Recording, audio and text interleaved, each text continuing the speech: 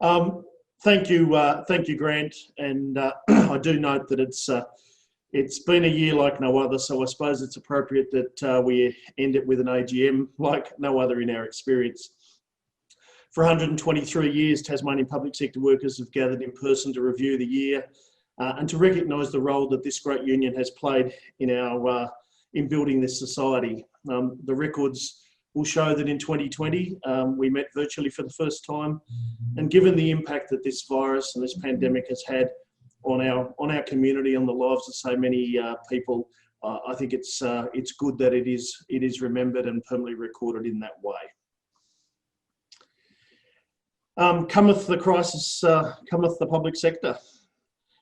Despite decades of neglect, when crisis hit our governments turned to their public sector workers for help, and they answered the call. Across this state and around the country, we saw an immediate and comprehensive response. We saw public sector workers willing to put the needs of their community ahead of their own personal health and safety. Resources were moved to where they were needed, and many people worked incredibly long hours to keep our community safe. This may have been a health crisis, but the response came from all sectors of the public sector. Governments learnt a very valuable lesson about how unreliable the private sector can be when they can't make a profit out of providing a service. We saw the failure of privatised quarantine hotel supervision in Victoria, and the failure of privatised aged care, which is obviously going to be an ongoing an issue we have to deal with as a community. And even closer to home, we saw private pathology providers who were willing to delay urgent COVID-19 testing to save money in sending samples to Queensland for analysis. And yet again, we had our public sector labs step in and do those tests and to get those results back to the Northwest community, to give them clearances at such an important time in a matter of hours. The public sector performing where the private sector failed. Privatisation and outsourcing has failed Tasmanians. The way out of this crisis is to reinvest in our public services and return the failed privatisation experiments back into public ownership. Decisions need to be made in the public good and not for narrow ideological reasons or to reward mates and donors. While COVID-19 and our response to COVID-19 has dominated the second half of this year, it was Tassie needs a pay rise that dominated the first half. As a result of a massive member campaign throughout 2018 and 2019, we found ourselves in a new dynamic at the start of this financial year. A government that had refused to negotiate in good faith or shift from its 2% wage cap appointed a new negotiator, and we had the opportunity to genuinely bargain. The CPSU was confronted with 7 separate negotiations and a negotiator who wasn't doing cookie cutter agreements. It was a very busy period, but as usual, members and delegates stepped up to provide support. Every agreement we negotiated included member representatives who were able to explain the issues from a workplace perspective and were able to put forward solutions to the problems that had been raised. We were able to achieve some great outcomes. We were also supported by our statewide bargaining reference groups who delivered our strategies and allowed us to bounce around ideas. I'd like to thank all of our bargaining representatives and all those who were part of our bargaining reference group. We are proud of what we achieved. Not only did we scrap the cap, we delivered wage rises above CPI. We also made improvements to conditions that are already paying dividends. We reached agreement on a mobility register, the conversion of fixed-term employees to permanent, agreed arrangements around broadbanding, appointment without advertising following reclassification. We achieved improvements in camping allowance, the payment of superannuation on unpaid parental leave and on workers' compensation, an increase in paid parental leave from 14 weeks to 16 weeks and paid partner leave from 1 week to 3 weeks, a new 12-week flexi-time cycle option, a doubling in carers leave for most from 10 days to 20 days, and an increase in the scope of correctional facilities allowance and the introduction of a corrections allowance for the Ashley Youth Detention Centre. We won these changes because members stood together, and when the employer's position was unreasonable, they took action. We were clear in our ask. We acted in concert with our comrades in other public sector unions. It took time, it wasn't easy, but we shifted a government that had absolutely no intention of changing its position, and every member should be proud of that achievement.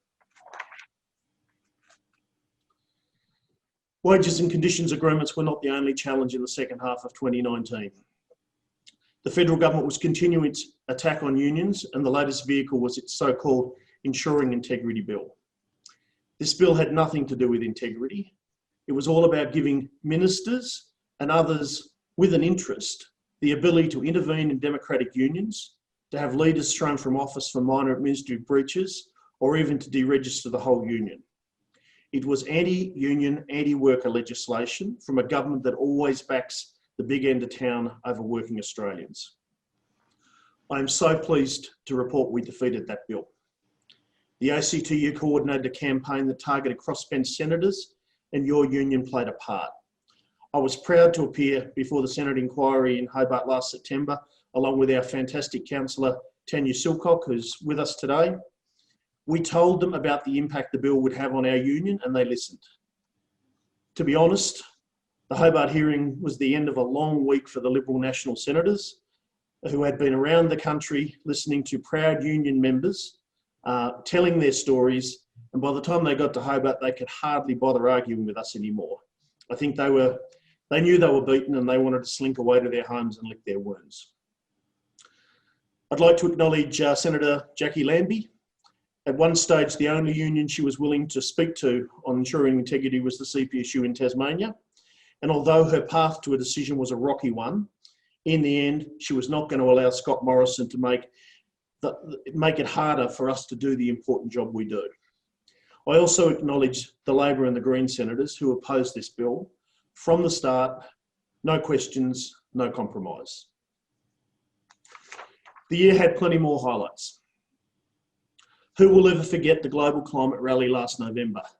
Standing back and watching the future leaders of our movement and our country as they made fools of the current leaders of our country who seem to think we don't have to do anything about climate change.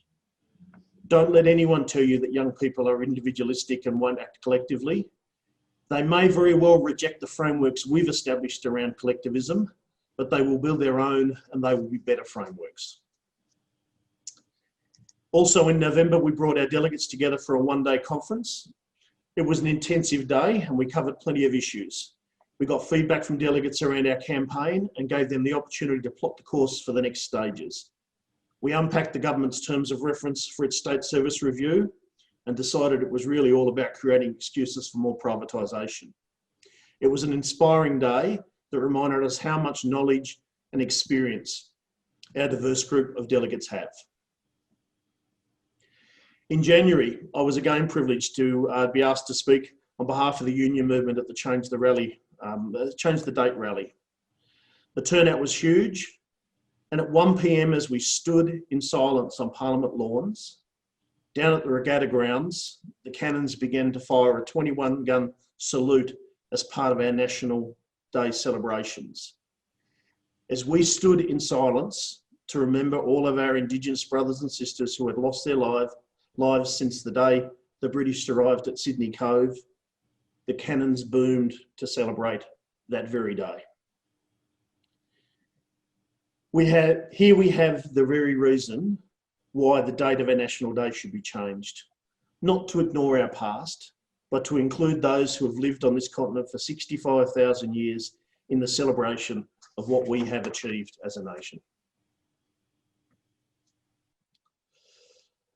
I would like to acknowledge those members who have passed in the last year.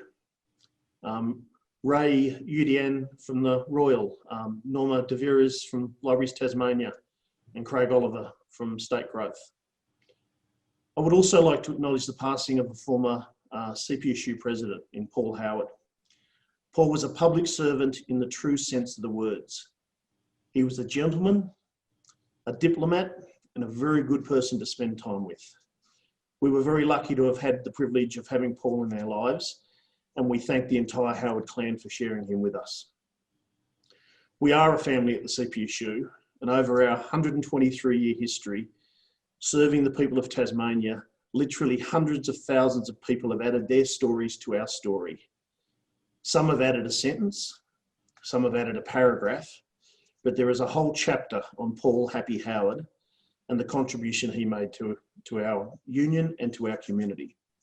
I'd ask that we acknowledge the contribution of all those who have passed with a moment of silence.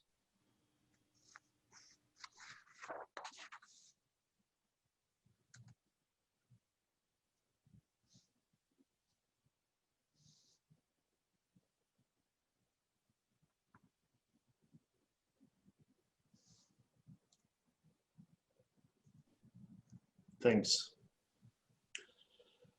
Comrades, I'm pleased to report that the state of your union is healthy. In 2019-20, we recorded membership growth for the first time in many years, and we returned a solid financial performance. It was only small growth, but we are confident that if we continue to work hard, encourage members to be actively involved in our campaigns, provide potential members an opportunity to understand who we are and what we want to achieve, and always stand up for the public services Tasmanians rely on, then our membership and our influence will continue to grow. I would like to thank every member who stuck with us through the Tassie Needs a Pay Rise campaign. It was a long campaign, and there were stages where our chances of success looked remote, but we held together and we should be proud of what we achieved. I would like to thank all of our workplace delegates.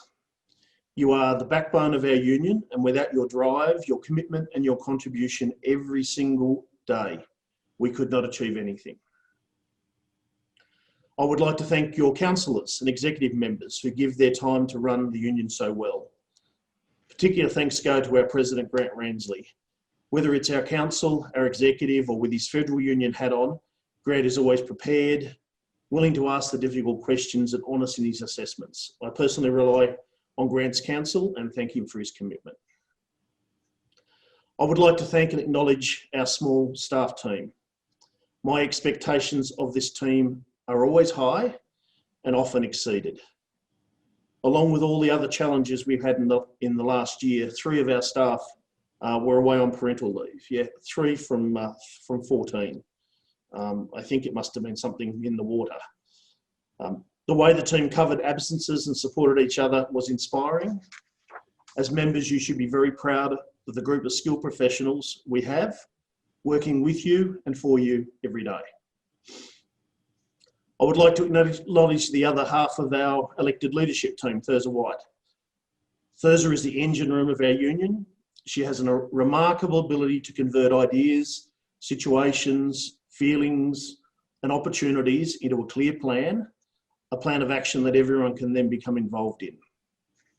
Thurza and I often come at issues from different directions, but because we share a common set of values, we always end up at the same point.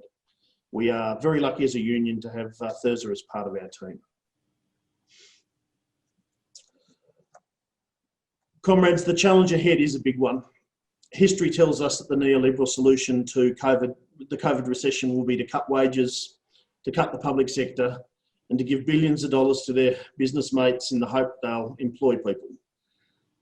Trickle-down economics has failed the last 200,000 times it's been tried, but I'm sure they'll believe that we should just give it one more try.